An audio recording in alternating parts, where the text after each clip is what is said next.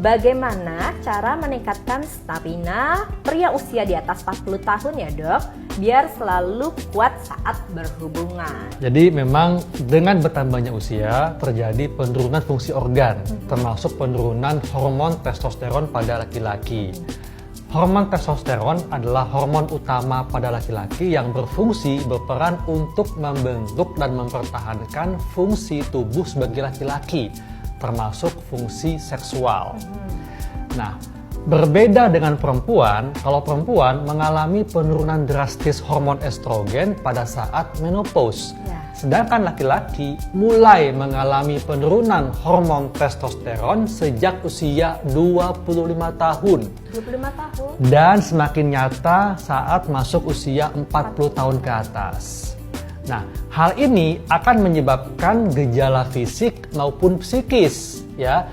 Tapi gejala yang nyata dan paling dirasakan oleh laki-laki adalah fungsi seksual, ya, di mana ereksinya tidak sekeras dulu. Kemudian juga ejakulasinya lebih cepat terjadi atau bahasa awamnya stamina berkurang, ya. Nggak tahan lama. Nah, memang kita tidak bisa menghindari penuaan, tinggal menunggu waktu saja. Tapi bukan berarti kita menyerah dengan aging proses, dengan penuaan. Kenapa? Karena kita bisa menghambat, memperlambat proses penuaan, bahkan mengembalikan ke kondisi semula.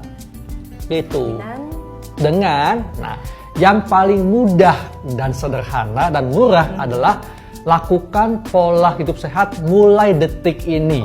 Itu yang paling mudah dan murah. Yang pertama adalah konsumsi pola makan gizi seimbang. Batasi konsumsi karbohidrat sederhana. Ya, contohnya apa? Makanan, minuman manis, ya, sirup, minuman bersoda, kemudian kopi manis atau kopi hype itu dikurangi tuh, ya. Kemudian juga kurangi konsumsi makanan lemak jenuh seperti gorengan, daging merah berlemak, dan perbanyak konsumsi serat, buah-buahan, sayuran. Banyak buah dan sayur.